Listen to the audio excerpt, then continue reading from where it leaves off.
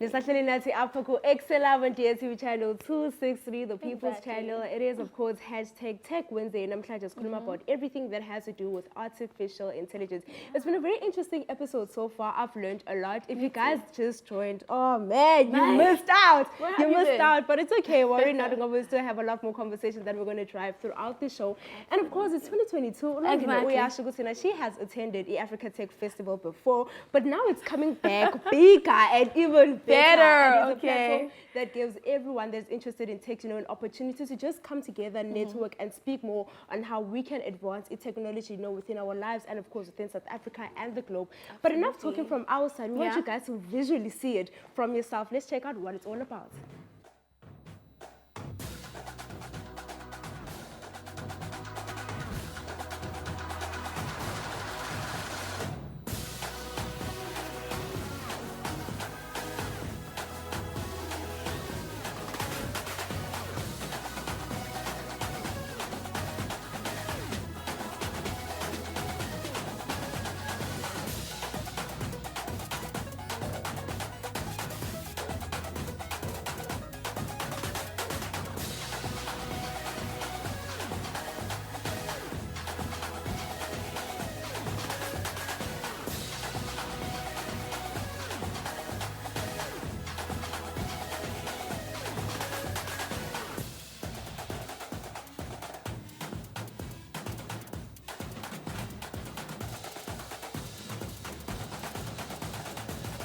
Man, oh man, it is their 25th anniversary this year. And obviously they plan rather to go bigger and better than ever before. It's their 25th year, which means that they're doing and inspiring and just producing and rather opening up realms or places where people can come together and learn more about digital, our digital ecosystem rather, and just advance it in general. So I'm so excited to have James Bull in the building, who's here to talk to us more about the Africa Tech Festival. More importantly, darlings, but I love to get into the A-Fest, which is like the biggest party ever because I've been there before. James Bull, welcome to the show and thank you so much for coming. Thank you for having me. If someone has never heard of Africa Tech, what would you say to describe it? So in terms of what Africa Tech Festival is, it is the continent's largest and most influential event that brings together the entire technology ecosystem, right the way from your leading telcos all the way through to government, banks, everyone that's involved in that whole advancement at the minute. Now, it is celebrating 25 years. I mean, 25 years is a pretty long time. It means that it has been pushing and going, for such a long time. How does it contribute to the advancement of technology within South Africa and just across the globe? Yeah, so, I mean, the whole thing is about connectivity advancement. For 25 years, we've been bringing together leaders from the business world, from the technology world, from people that are implementing policy. They all come together in one room and discuss case studies about like what they've been doing in their country, what they've been doing in their regions and how they can be implemented in different areas across the continent.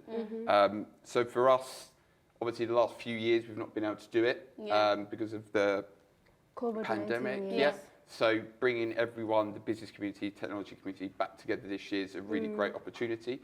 And for us as well, a lot of it is about impact. There's so many great stories across Africa where technology is being used to improve the lives of people every day. So things like climate change, gender inequality, financial inequality.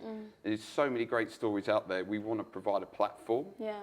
And for us as well, it is about bringing everybody together to share those stories. But it's also looking ahead at what's possible. What can we do in the next 5, 10 years if we all come together and share best practice and set some really big goals that we want to achieve. And I love that the fact that it's not just bringing like all your big people, but bring also people who are starting out so that you can sponge off information or rather even get connections with people who can help you with whatever it is that you're doing. Now, what I want to find out is that it is being hosted again in Cape Town, right? After not being here for some time. Where is it going to be? It's going to be at the City ICC. Please give us all the details and what's going to go down. More importantly, how people can make sure that they get involved. Yeah, so it will be at the CTICC. The great thing about this show is it takes over the whole city. So there will be 10,000 plus delegates projects that are coming into the city. Right. We've got two main anchor events, AfricaCom and Africa Tech, which Okay. are both at the CTRCC. AfricaCom is focused on your telco audience. Yes. Africa Tech is focused around digital transformation. Okay. And yeah, lots of other things going on. Lots of things to experience the city, so wine tasting, lots of trips to go and see Boulders Beach, Yeah. to go up to the top of the mountain, Yeah. VIP experiences like that. Yeah. We've also got lots of partner content that we're running with third-party businesses that are hosting their own events in the city. We've got an awards evening. There is also the A-Fest that we were talking about earlier, Yeah. which in previous years we've had artists like Black Coffee and Freshly Ground Wow. to be involved at, which is taking place at Carbo Beach Club next week as well. So, yeah, there's a huge amount going on. Yeah. And as you mentioned, it's not just for your big execs. Yes. It's for people that have got an idea Yes. that they want to try and implement. So, yeah, that's what we really like about it, that Yeah. it's inclusive of everyone. Man, Love it's that. such an important platform to have within our societies and our communities, because you don't find these platforms, being afforded to everyone on a daily basis. So to have this happen in Cape Town, I think is absolutely amazing. I can't wait to find out more about it, because the conversation definitely will continue after the ad break. So you guys do want to make sure to Ani now if you still want to hear more about it. Welcome back, ladies and gentlemen. Still tuned into EKSE Live right here on the biggest biggest youth show in the motherland. Joining us still in the building is with James Bull, who's talking to us about the AfriTech Festival that is happening from the 7th to the 11th of November at the CTICC. And my, oh my, it is exciting, not just for me, Yeah. but it should be exciting for you as well, especially as a business owner. Oh yes, of course, the conversation still continues, Lan, and of course we do want to find out more about it. Now, before we headed over to an ad break, we're speaking about, all the different facets that the Africa Tech Festival achieves and hopes to achieve. Now, with we know that gender equality, in our workspaces is still something very much a lived reality for most of us. And with women only occupying less than 25%, in the digital sector, is quite very disappointing. So how does the Africa Tech Festival, address or plans to address, these kind of gender gaps that we have and we see in our industries? Yeah, so obviously, the gender inequality gap is a big issue globally. Yeah. In terms of what we do, it's really at the forefront of our agenda and everything we do. So even started with the speakers on our program, we aim for minimum 50% female representation for the speakers. And also, our agendas are packed of discussions around gender parity and what's needed to get there. Obviously, the fourth industrial revolution in Africa, there's a big skills gap that needs to be filled, so we need to make sure that opportunities are being created. There are obviously lots of discussions around Africa having a huge youthful population, so what we want to make sure is jobs in this sector, people aren't not having the opportunities that they should have to join this sector and have the opportunities. Yeah. We also work with a number of third parties, one of which is called EQL. So they're a global events and community platform who are working with us and hosting some content next week. They're also hosting a gala evening where they'll be celebrating lots of the CEOs, female entrepreneurs and leaders that they work with. And I think as well, there's some really great examples in Africa of where,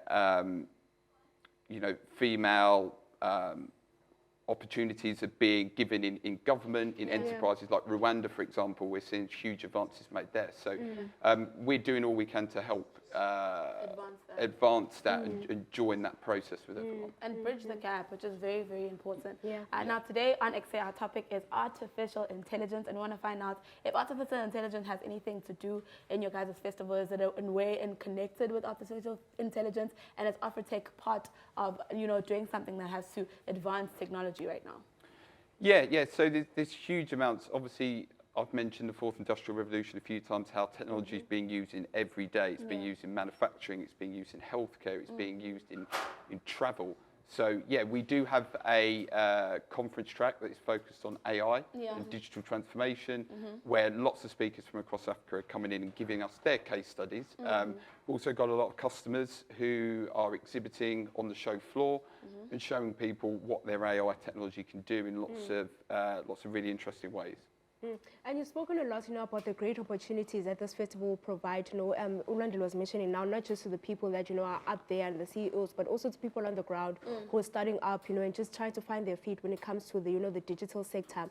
Now, we have been informed that almost 90% of the booths have been occupied. Wow. What was the objective, when you were sitting down as a team, and what is the objective that you have for people that are going to be a part, showcasing their work? What do you hope for them to walk away with?